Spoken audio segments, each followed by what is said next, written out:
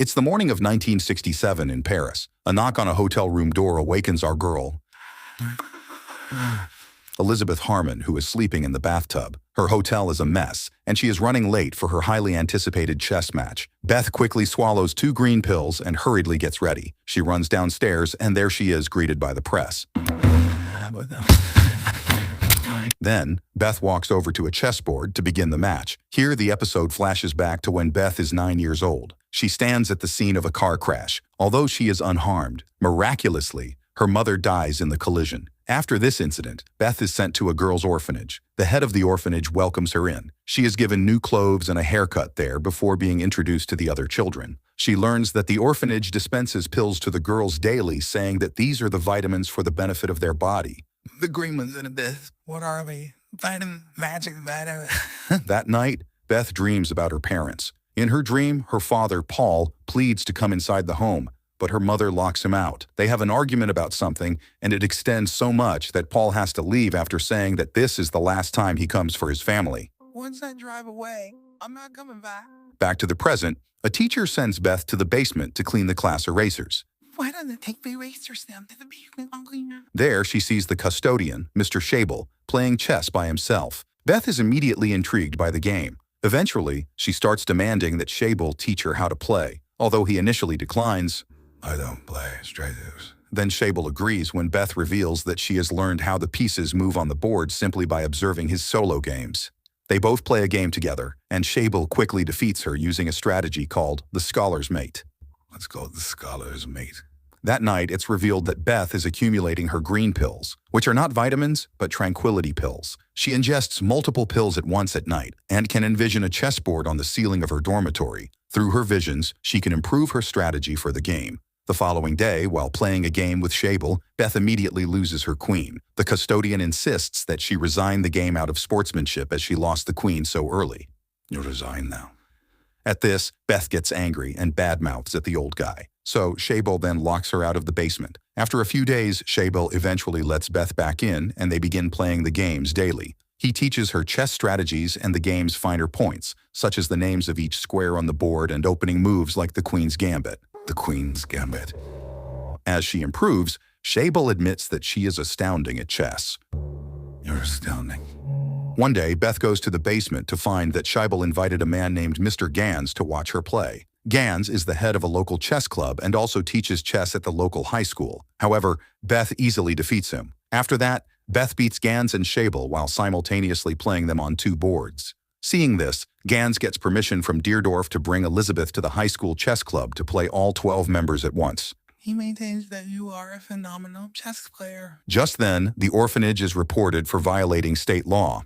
The green pills are revealed to be tranquilizers, which are illegal to give to children. So, the orphanage stopped dispensing these pills to the children. But just before the big match of Beth, she is having withdrawal symptoms of tranquilizers. Recognizing this, a friend of Beth named Jolene smuggles Beth some tranquilizers just before her match at the chess club. Beth ends up beating all 12 boys in an hour and a half. There, she learns more about the chess games. Back at the orphanage, Beth breaks into the office where the green tranquilizers are kept, as clearly she is addicted to them now. She ingests a fistful of tranquilizers and stuffs her pockets with more. As she exits, the headmistress and the rest of the school catch Beth in the act.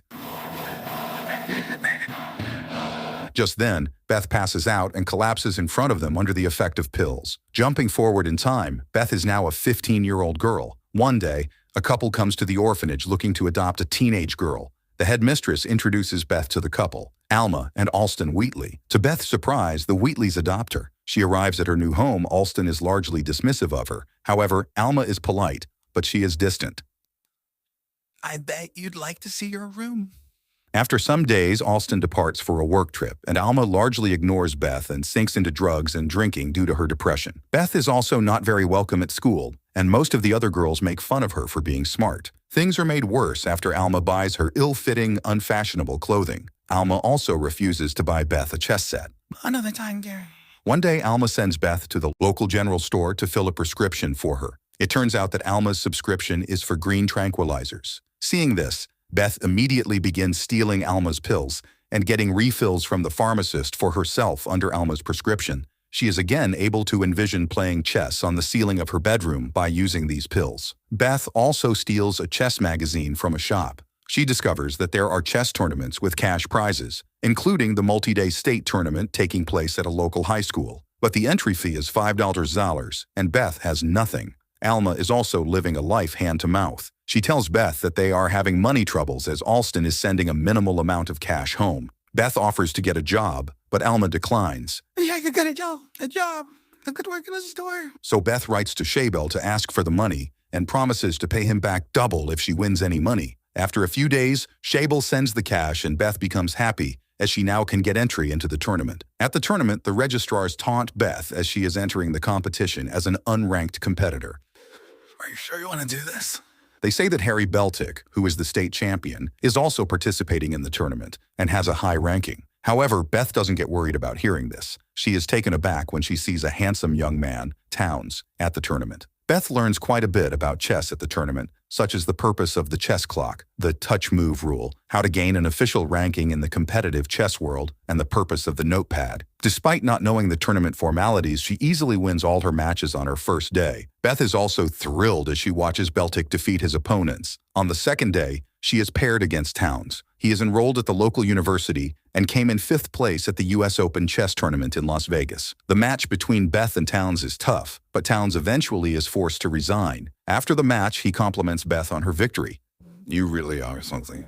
After returning home, Beth finds the home in disarray. Alma reveals that Alston has essentially abandoned them as he is never returning home. This change could result in Beth being sent back to the orphanage as now they don't have a financial source. Alma offers to lie about the family status to keep Beth, and Beth quickly agrees. You're a good soul. Then, Alma commits to being an actual mother from onwards. On the final day of the tournament, Beth is set to play Beltic in the finals. Beltic taunts Beth by arriving late for the match and fake yawning at her moves. His tactics work as they frustrate Beth, causing her to lose focus. However, she quickly takes a bathroom break. In the bathroom, Beth takes a tranquilizer and envisions their match on the bathroom ceiling. When she returns, she is calm and focused. She eventually forces Beltic to resign from the match. The crowd and Beltic applaud at Beth's victory. Alma reads about Beth's victory in the paper and, more importantly, the prize money, which is $100. Now, their financial status is going to improve. Beth opens a bank account and goes shopping, purchasing chess books, a chess set, and new clothes. After a few days, Alma plans a trip for Beth and herself to Cincinnati so that Beth can play in another tournament. Hear that there is a tournament in Cincinnati and the first prize is $500. Alma calculates the expenses of attending the tournament and says that they could profit if Beth finishes at least in 3rd place. Beth and Alma arrive at a hotel in Cincinnati and enjoy luxurious accommodations. Beth's winnings clearly allow them to travel in style. After signing into the tournament, Beth overhears a young man named Benny Watts discussing the Caro-Can defense with other chess players. Watts is the best chess player in the U.S. Beth approaches the group and Watts notes that he is familiar with her due to her success. Watts reveals that he isn't playing in the tournament, saying that he doesn't want much limelight. The following day, after Beth wins a game, she is surprised to see Alma watching the match. Beth introduces Alma to her newly made friends. Are you going to introduce me to your friends? And they go to dinner together. Her friends say that Watts has an international title and plays in Europe. Alma is excited to hear that bigger prizes are offered at foreign competitions. They also discuss the fact that the Soviets are the best players in the world and haven't been beaten by an American in decades. In the coming days, Beth wins all her matches one by one and eventually wins the tournament after beating a master. She makes a profit of $300 after expenses. Seeing this, Alma asks Beth if she can receive a 10% commission. Perhaps you could give me 10%. But Beth decides to give her 15%, and their bond is also getting stronger now. Jumping ahead, Beth beats a grandmaster at another tournament. Alma proposes that they go to Houston, where a tournament is being played for the holidays. Alma wants to treat the trip as a vacation, not just another work trip. The two bond on the plane flight, and Alma gives Beth a sip of her alcoholic drink. After returning from the trip, Beth is also interviewed for Life magazine. She explains that she views the chessboard as a world that she can control, unlike life. Beth says that if she gets hurt in a game, only she is to blame. But then, the interviewer begins making derogatory comments about Beth, and Alma jumps to her defense. When they finally read the article, Beth is unhappy that it focuses so much on her being a girl. We jump ahead to Las Vegas, 1966 at the U.S. Open. Beth is older and attractive now. As she walks through the hotel, she sees Towns again. He is now a chess journalist. They meet there, and Towns asks her to come to his hotel room for an interview and to play some chess. I got a camera in my room. In your room. They go to his hotel room and he begins photographing. Towns eventually caresses her face, but before anything more happens, Towns' roommate enters the room and breaks up the encounter. When Beth returns to her room, she finds Alma drinking beer. Alma lets Beth join her in drinking. Then, Beth discusses the Las Vegas tournament. She mentions that Watts is there, but she is most unnerved by a Soviet player named Vasily Borgov. The following day, after a chess game with Beth with a player, Watts approaches Beth and formally introduces himself. He says he read about her game with Beltic and points out that Beltic could have beaten her. You had lost your advantage. However, Beth doesn't believe him, so he tells her to replay the game, which she is able to do from her memory. Then, Beth realizes Watts is right. She is frustrated that Watts was able to figure this out based only on a write-up of her match. This shakes Beth's confidence. On the next day, Watts and Beth are finally matched up. Beth gets to move first and envisions dozens of opening moves before playing. Although a draw would allow Beth to win the tournament, she desperately wants to beat Watts. She employs a different strategy than she usually uses, but Watts counters her appropriately. Seeing this, she resigns from the game herself, honoring her sportsmanship. Watts also acknowledges that it was a tough game. Cock game. After the game, Alma focuses on the prize money, which angers Beth further. So Beth rudely insults Alma about being too familiar with loss to care. Alma responds that now Beth knows about loss too. The storyline shifts to a college classroom where Beth is learning Russian. A male student invites her over to smoke pot with some of his fellow hippies. She calls Alma, who allows her to stay at the party. Afterward, Beth begins engaging in hard partying and sleeping over at men's homes. Although Alma is concerned, she lets Beth do as she pleases. In a few days, Beth graduates high school and reveals to Alma that she got invited to play chess in Europe later in the year. They invited me. In the coming days, they first head to a tournament in Mexico City. There, Beth sees Borgov, meaning he is also playing at the tournament. Beth advances through the tournament. She even prevails against international grandmasters. But Beth is still intimidated by Borgov. Later, Beth faces a young Soviet boy in another match who is very expert in his field. Their match lasts for 5 hours before the boy asks to postpone it to the following day. Beth agrees and has to write down her next move when play resumes so that she can't change tactics during the break. It is apparent that Beth is struggling to win this match and spends a lot of time at night thinking about the strategy. When play resumes the next day, Beth uses tactics to distract her opponent, such as wandering around the playing area after her turn and loudly tapping her toe. Her tactics work. The boy is distracted and loses the match. After she wins, they talk. He tells her his goal is to become a world champion someday. Beth tells the boy that he is the best opponent she's ever faced. You're the best I've ever played.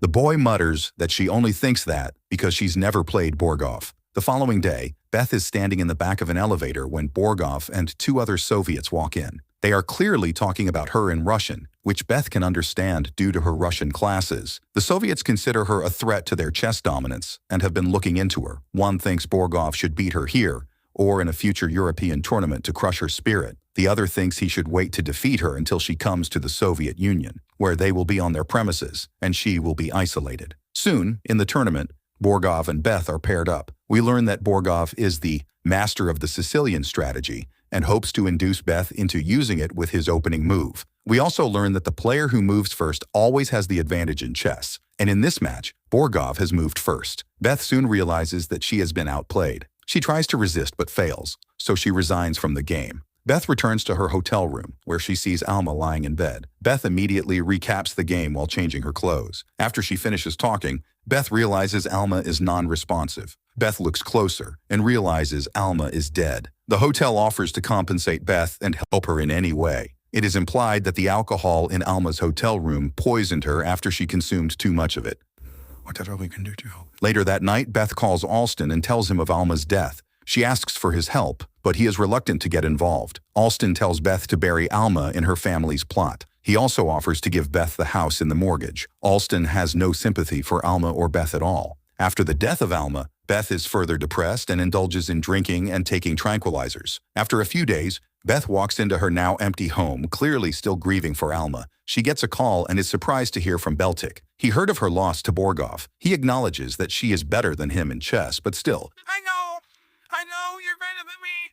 He offers his services to train her for her next encounter with Borgov. Hearing this, Beth invites him over that night. Beltic arrives that night, and they discuss Beth's chess game. Beltic studied her game with Watts at the U.S. Open and helped Beth see a different strategy that she could have taken. They also discuss her playing style. Beltic notes that Beth plays on instinct and can be tricked into playing too narrowly when she is angry. The next day, Beltic gives Beth a book on Borgov's life so that she can gain more insight into him. We learn that Borgov was a child prodigy. He believes that a successful chess master must play aggressively and expresses concern about how long he can fend off the next generation. Back to Beth, who finally offers to let Beltic move into her house for free. But after a few days, it's clear that Beth is somewhat turned off by Beltic's constant meekness. She is also unhappy when Beltic confesses that he fixed his teeth and calls her after seeing how attractive she is in the news. One morning, Beth defeats Beltic in a chess match and insults him for not being better. The pair fight at that argument. Soon, Beltic gets frustrated by Beth's cutting personality, and Beth gets frustrated with his timidity. The next morning, Beltic announces that he's moving out to go back to school. Beth tries to convince him to stay, but she fails. He does thank Beth, however, for teaching him he doesn't love chess, at least not as much as he once did. Beltic acknowledges that Beth could be one of the best chess players ever, but he also notes that she reminds him of another American chess master who played boldly and instinctually, but also went crazy and ended up retiring from chess in his early 20s. Then he tells Beth to be careful with the tranquilizers. Be careful, Beth. The story jumps to the U.S. Chess Championship in 1967. The championship now takes place at a college campus in Ohio, a far cry from Las Vegas. Beth and Watts meet up there. Beth proudly tells Watts that she will beat him at the tournament this time. Then, we see Beth and Watts easily defeat the competition over the course of the tournament. They will meet in the finals. It's also revealed that Beth is reading a book written by Watts and still taking tranquilizers. Watts also takes a real interest in Beth throughout the tournament, consistently encouraging her. Beth later eavesdrops on an interview Watts is having with a reporter. Like Borgov, Watts says that aggressive and confident play is the key to excellence. He says he can gauge if an opponent has that confidence from their first chess move. After the interview, Watts asks Beth to meet him in the student union that night. At night, Beth arrives at the student union to find Watts playing chess recreationally with some other eliminated players. Watts and another player are debating a certain move, and Watts asks Beth to give her opinion. She does, and Watts says that she made the same move he was advocating. He also says that they both see chess the same way. Watts then convinces Beth to play speed chess with him, with the pair wagering $5 per game.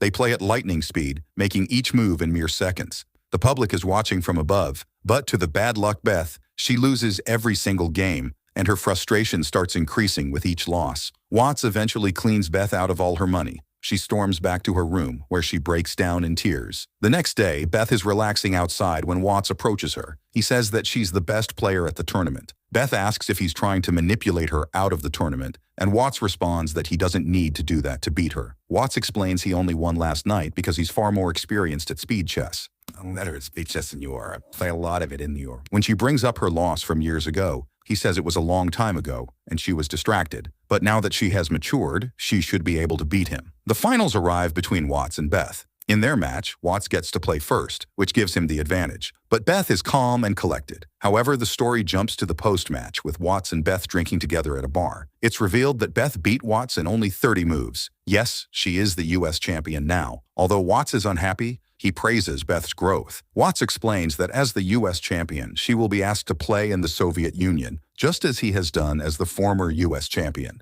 In Moscow, she will be pitted against champions from other countries, and 4 Soviets, including Borgov. Watts continues to press Beth as to how she plans to win. He also begins confronting Beth about her heavy drinking. Beth is surprised at Watts' boldness. Eventually, Watts gets to the point. He says Beth is the only one with the talent to defeat the Soviets in chess, but only if she has a good trainer who is better and more mature than Beltic. Watts has been following Beth's life more closely than she knew. Beth realizes that Watts is offering to be that trainer. He invites her to come live with him in New York, where they can train together. Beth finally admits that she is terrified of Borgov and how he destroyed her.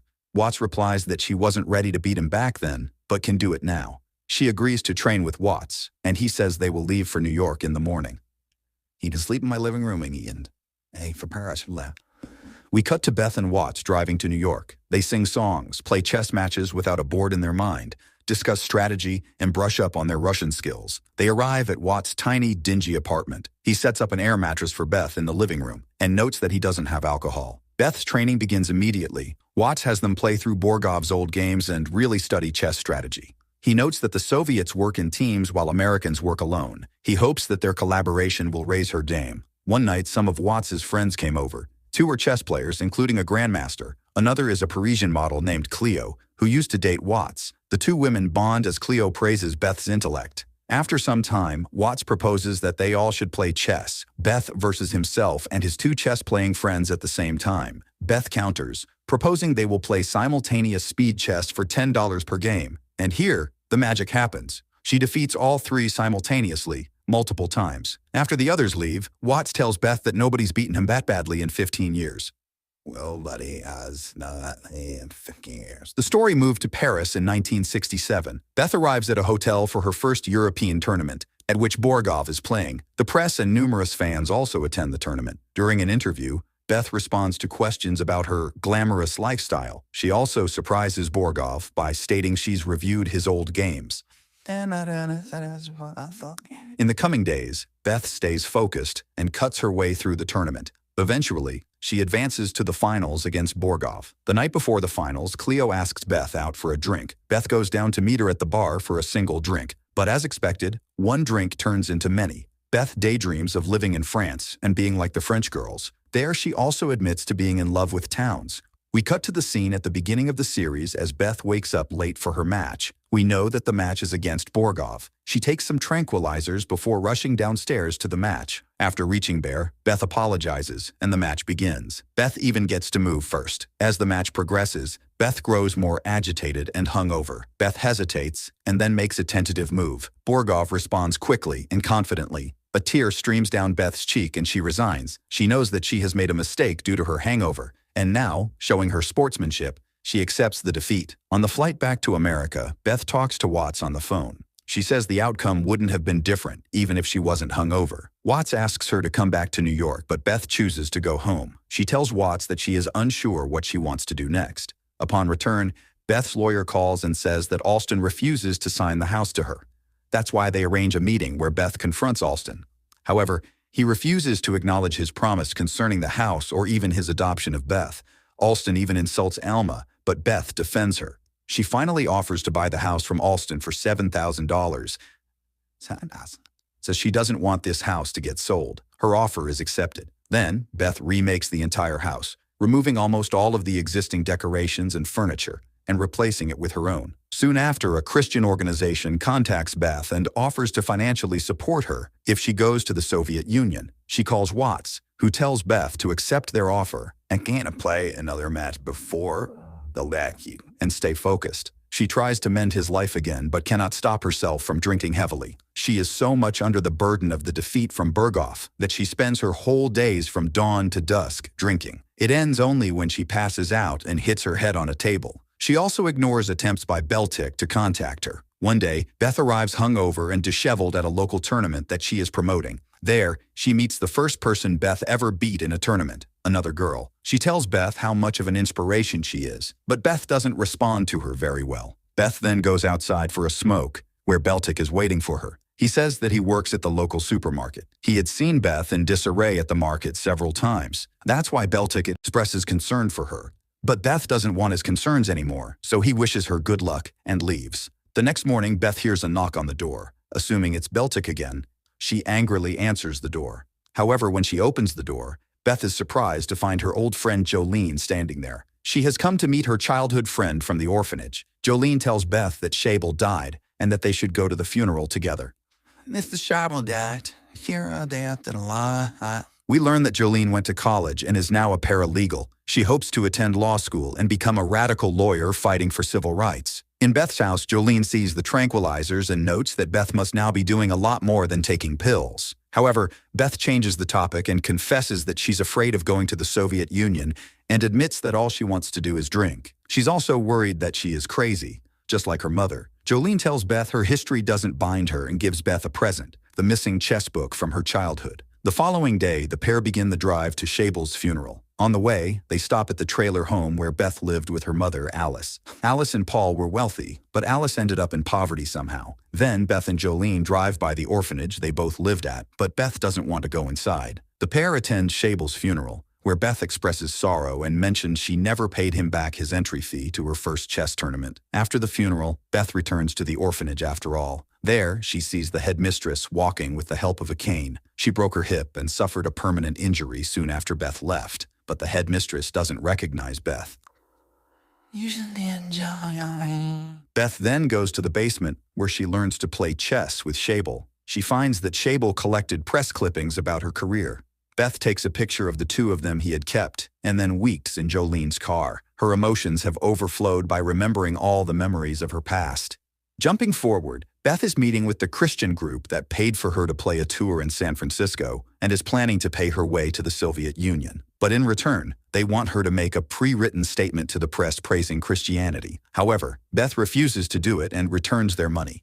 I hadn't intentionally like that. She now needs to raise at least $3,000 for the trip to the USSR on her own. Beth calls Watts to ask for more money, but he doesn't have it, as he's gambled his money away. She asks him to at least come with her to the Soviet Union, but he angrily declines because he is still mad that she didn't come back to New York after Paris. You don't come back to New York and you basically you'd rather be a drunk than be with me. This is a significant loss, as without Watts, Beth will have nobody to help her develop strategy and analyze matches.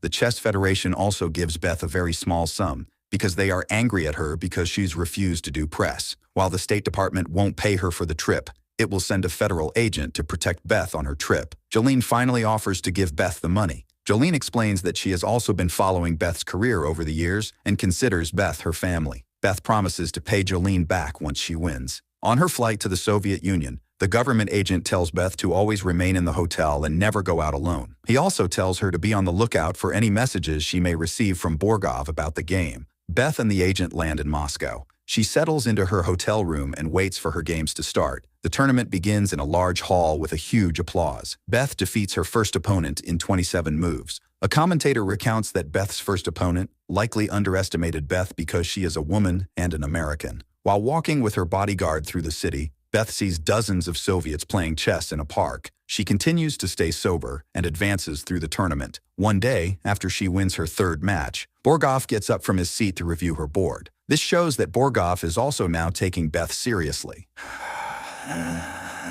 After each victory of Beth, more fans wait to applaud her outside the venue. In a few days, Beth gets paired against Luchenko, the oldest competitor who was a world champion before Beth was born. They play so long that they have to adjourn the match for the night. As she returns to her room, Beth sees Luchenko, Borgov, and another Soviet player strategizing about the adjourned game. With nobody in Moscow to help her, Beth stays up most of the night strategizing. When play resumes, Beth wins. Luchenko smiles at her and they talk candidly. Beth says she studied his work growing up and admires him. Luchenko responds that he reviewed her games at this tournament and that she is possibly the best chess player he has ever faced. You are a mother. Beth wins another marathon match to set up a final battle with Borgov. That night, Beth lies in her hotel room and stares at her tranquilizers. She recalls her childhood after she and Alice left Paul's house. As they drive, Alice tells Beth to close her eyes and crashes into an oncoming truck. This shows the crash that killed Alice was intentional. Remembering this memory, Beth then flushes all her tranquilizers down the toilet. The final match arrives, Beth versus Borgov. It is aired over the radio, and Beth gets to move first. She opens with the Queen's Gambit strategy. The commentators note that Borgov is playing a different style than typical. Outside, the crowd follows along by moving the pieces on their own chessboard. After a while, Borgov surprisingly asks to adjourn. Okay. Beth knows that he will spend the night with his friends, developing a strategy to beat her. On the other hand, Beth is answering the various questions of the press. There, she credits Shable for teaching her chess, though he was a janitor at her orphanage. As she leaves, she is shocked to find Towns there. He goes to her room where both apologize for their past mistakes. Now they agree to be friends again. Towns then asks how he can help her beat Borgov.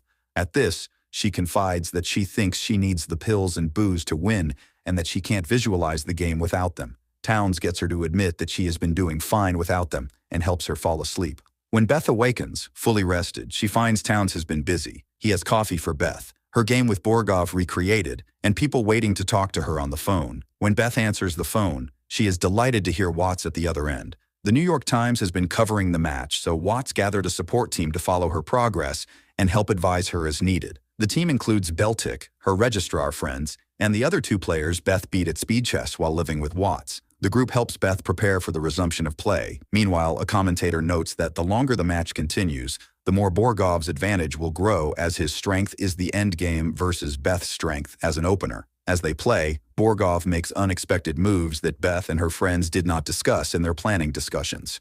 Now Beth must improvise somehow to win. She takes a deep breath and looks up to the ceiling, where she is able to envision the board without the tranquilizers this time. She foresees all the consequences of her moves and then plays her moves one by one. She causes Borgov to begin retreating. Seeing this, Borgov offers her a draw, the first time he has ever made such an offer to someone. If Beth accepts, she will have forced a tie with the world champion. But if she doesn't, she will need to overcome Borgov's endgame and risk another crushing loss. Still, Beth declines the draw, and they play on because she is renowned for her winning nature and not settling for less. After a few more moves, Borgov eventually accepts the defeat and resigns from the game, picking up his king and handing it to Beth. He then embraces Beth as the crowd applauds. Back in America, Watts and the rest of the support team wildly celebrate Beth's victory. When Jolene hears the news, she also gives a contented smile. Beth is the world champion now. The following day, Beth and the agent drive towards the airport to board a plane back to the USA. During the drive, the agent tells Beth that she will be meeting the president and some Russian officials in the coming days because they want to congratulate her on her victory. Has a dinner tonight after the reception at the Russian chess club at Georgetown. He is excited that Beth beat the Soviets at their own game and values her only as an anti-communist marketing tool. However, Beth suddenly gets out of the car to walk the rest of the way by herself in peace. As she walks through the park filled with chess players, they stand and applaud her. One player invites her to sit and play. She accepts the offer, and the story ends with Beth saying, "Let's play." I am